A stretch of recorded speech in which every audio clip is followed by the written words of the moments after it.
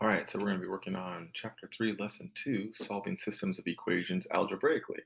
So last lesson we talked about solving systems graphically. So now we're going to use some algebraic methods to solve systems of equations.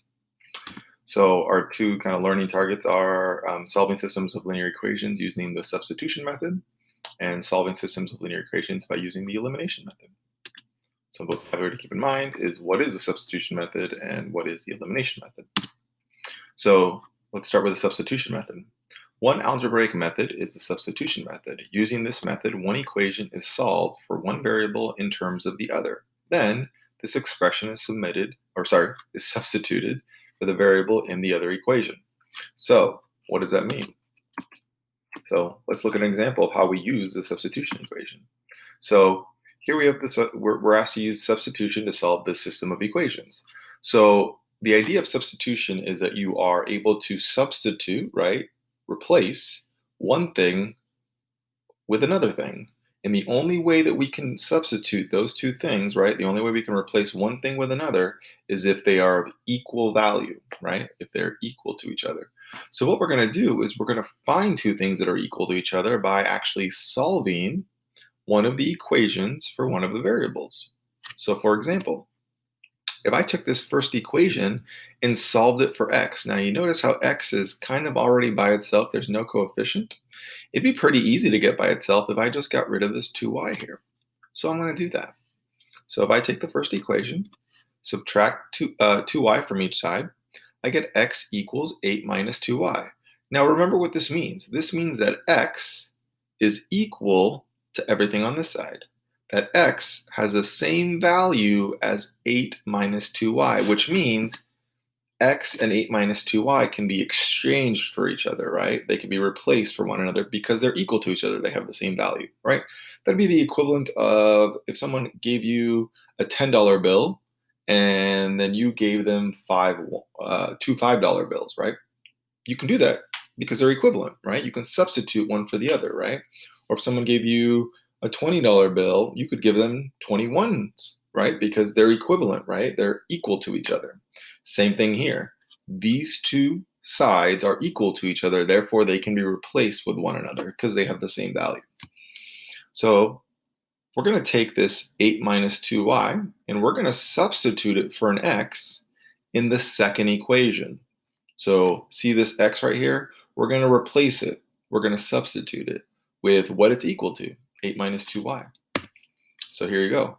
Here's the second equation. And again, there's my x that I'm going to substitute out. And again, I'm going to substitute in its place something that's the same value, 8 minus 2y, right?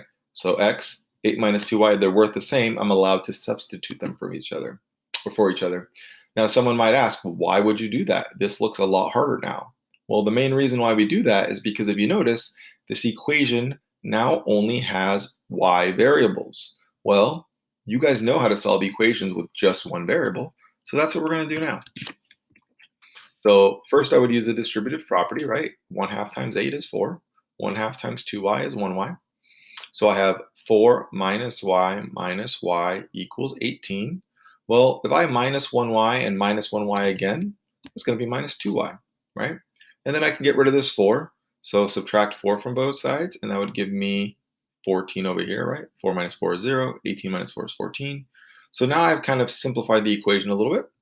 So again, I'm solving for y now because I can, right? An equation with only a y makes it really easy to solve. So I divide both sides by -2, and I get y equals -7. So now I know that for this system, I know the y value now. I know y has to be a -7, right? Well, don't forget that I'm really happy that I solved for one of the variables, but don't forget there are two variables, right? So we're going to take y equals -7, and we're going to substitute that in for the y value in the original one of the original equations. And it doesn't matter which equation you put it into. Typically, I recommend putting it into the one that looks easiest to solve for. So I'm going to go ahead and I'm going to take this one because maybe you don't like fractions or something, and this one just looks a little bit easier. So if I substitute my y value of -7 into the equation, right? Replace or substitute y with -7, what our answer was for y. So now I'm going to go ahead and simplify. 2 times negative 7 gives me negative 14. So I have x minus 14 equals 8. Add 14 to both sides, and I get x equals 2. So now I know the solution occurs at the point 22, negative 7, right? My x coordinate has to be 22, and my y coordinate has to be negative 7. This is the only x and y pair that works for both equations, right? This is my solution for this system. So let's talk about elimination now. So another algebraic method is called the elimination method. Using this method, you eliminate one of the variables by adding or subtracting the equations. And when you add the two true equations together, the result is a new equation that is also true. So again, the main reason for this one is we want to be able to utilize this method to eliminate one of the variables, because whenever you have a system with two variables, you want to eliminate or get rid of one of them, either using substitution or elimination, so that way you can solve for the other one. So let's look at example number 2. Here it says use the elimination method to solve the system of equations.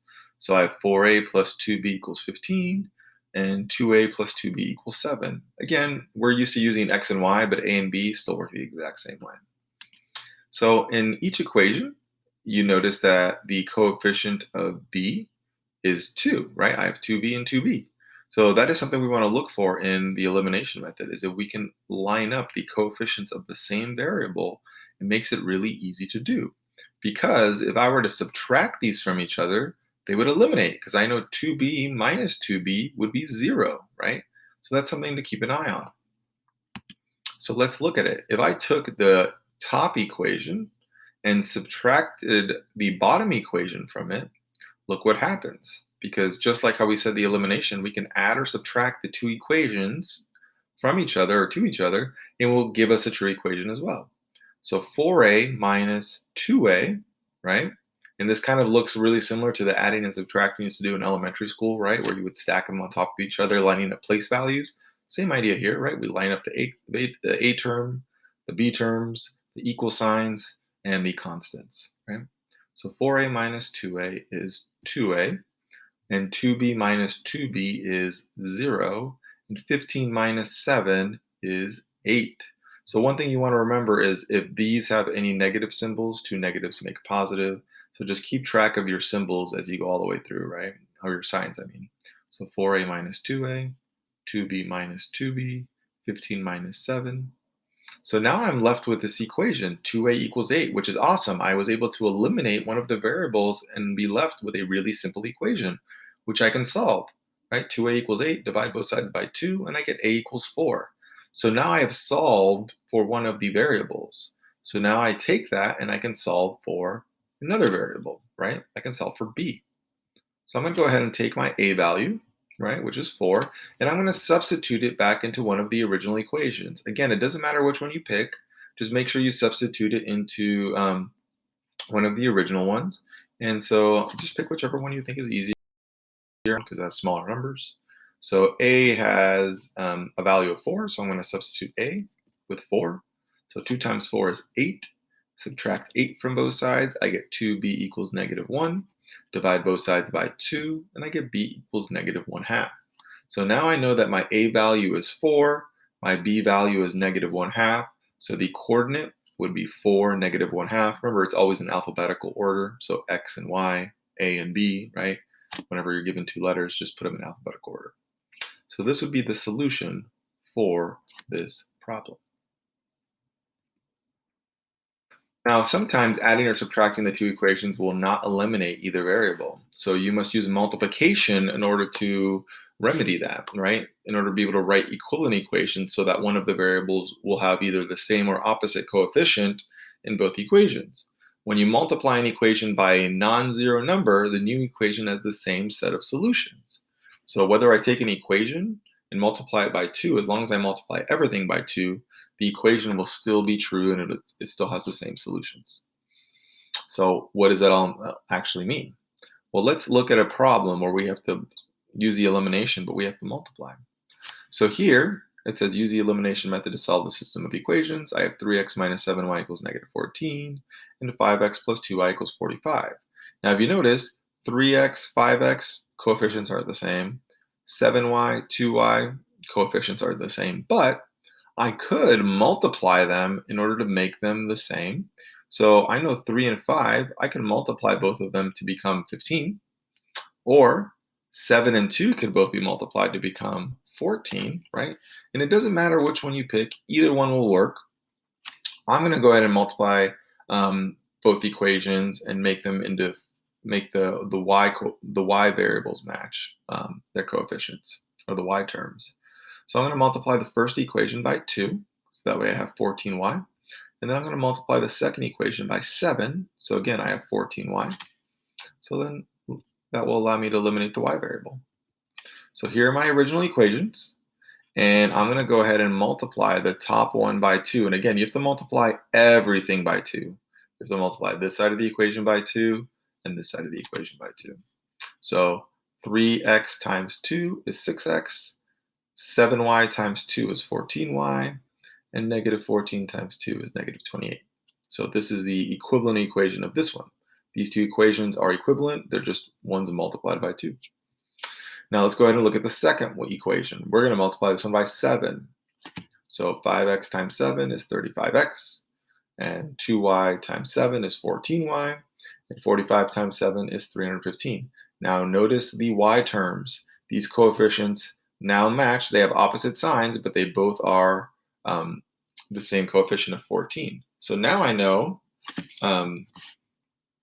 in order to eliminate these two, what do? If I add them together, they will give me 0. And so when you ask your question whether you should add or subtract the equations from each other to cause the elimination method, you have to ask yourself, do these two eliminate by adding or subtracting? Well, negative 14 plus positive 14 would make me 0, right? So I'm going to add these two equations. So 6x plus 35x gives me 41x. Negative 14y plus positive 14y makes 0. They eliminated. That was the goal. Negative 28 plus 315 is 287. Then I'm going to divide both sides by 41, and I get x equals 7. So now I know x equals 7, right? I've solved for one of the variables. So now I have to take that, and I'm going to use that to solve for the second variable, y. So again, I'm going to use one of the original equations and replace x with 7 so I can solve for y. I'm just going to use this top equation just because it has smaller numbers. Again, it doesn't matter which one you use. So x is going to be substituted with 7. 3 times 7 is 21. Subtract 21 from both sides. And then you divide both sides by negative 7. And you get y equals 5.